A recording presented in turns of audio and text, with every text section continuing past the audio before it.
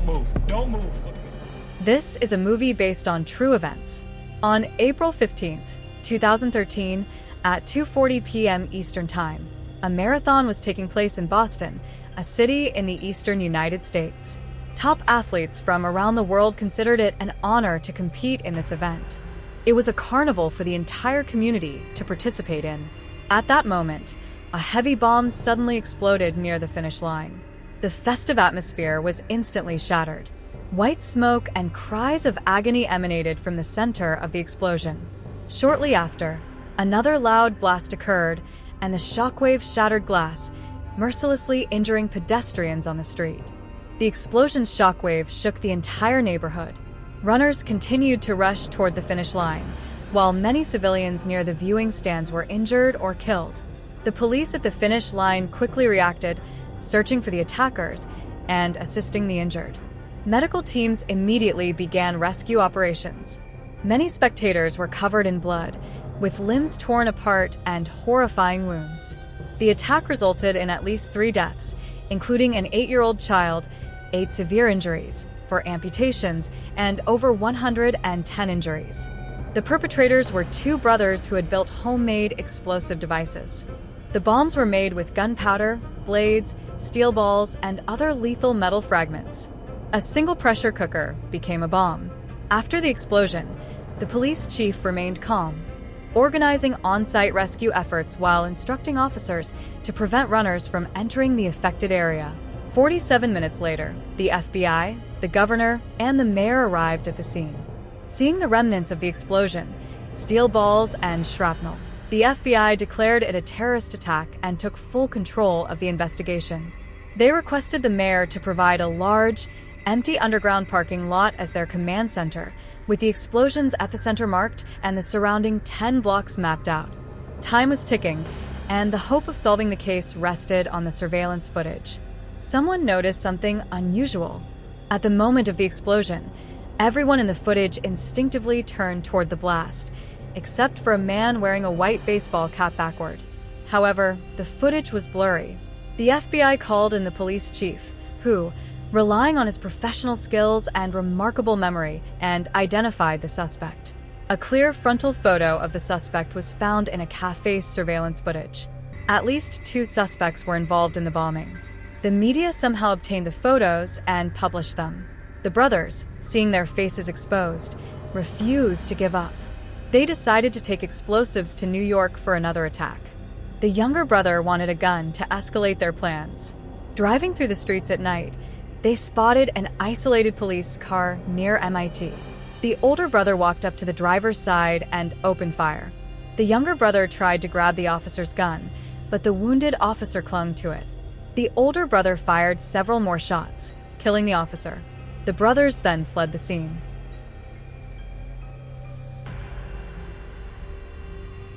Meanwhile, a Chinese student at MIT, chatting with a girl on his phone, was approached by a stranger asking for help. Out of politeness, he rolled down the window, only to be carjacked in a robbery that seemed like a once-in-a-lifetime event. Do you know about the marathon bombing, man? Yes, I know. Do you know who did it? No. I did that. You understand? And I just killed a police officer.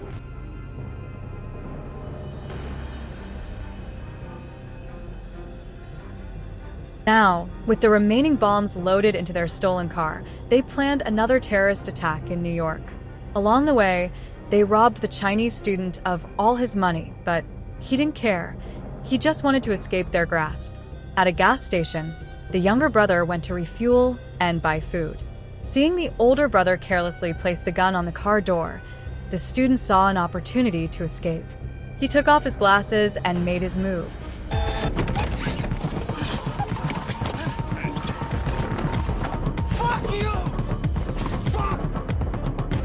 Sprinting toward an open convenience store. The brothers, realizing what had happened, abandoned their purchases and drove off. The student, hiding in the store, asked the clerk to call the police.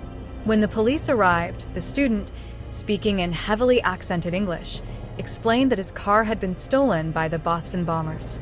He warned that the car contained bombs and guns, and that they were heading to New York to bomb Times Square. He remembered the GPS tracking password and urged the police to stop them immediately. The case finally had a major breakthrough. Almost all available police officers in Boston were heading to Watertown, where local police had already been notified. The brothers didn't get far before a gunfight broke out on a street. Police shouted for them to surrender, but the older brother stepped out of the car and opened fire on the police vehicles.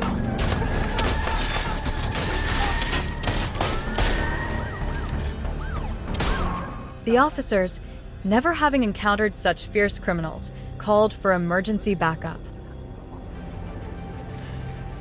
Drop your weapon and come out! However, the brothers unleashed another pressure cooker bomb filled with shrapnel, causing devastating damage. Dispatch! I need backup down here! Delta 984 responding.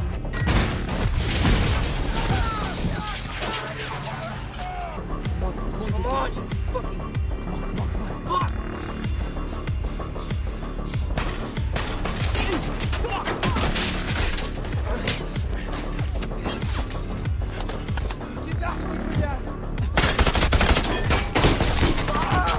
Welcome to Watertown, motherfucker!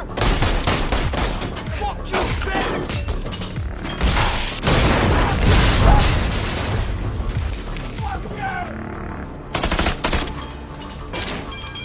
Shit!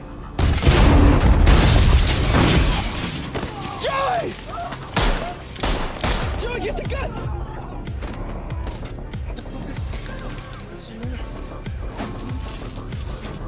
The police, overwhelmed, struggled to maintain control. The older brother, realizing the situation was hopeless, told his younger brother to drive to New York while he stayed behind to distract the police. In the ensuing chaos, the younger brother accidentally ran over his older brother, killing him instantly. The police, enraged by the younger brother's reckless driving, opened fire but failed to stop him. The city was placed under lockdown, with residents ordered to stay indoors. The streets were eerily empty, reflecting the tension and fear gripping the city. This scene resembled the lockdowns in some cities during protests, showcasing a city's governance and the collective quality of its citizens. Under this highly coordinated action, the terrorists had nowhere to hide. A search eventually located the younger brother hiding in a boat in a resident's backyard. Knowing the suspect still had bombs, the police surrounded the area and fired flashbangs and smoke grenades into the boat, forcing him out. The movie, presented in a documentary style with extensive real footage, recreates the harsh reality of the terrorist attack. The Chinese student, a 28-year-old man, later recounted in an interview that for the first 10 minutes, his body trembled uncontrollably and his mind went blank. He kept thinking, "This is my last day in this world." His daring escape provided crucial clues that led to the resolution of the Boston bombing case. And that concludes the story. I'm 1-2 Film. See you next time.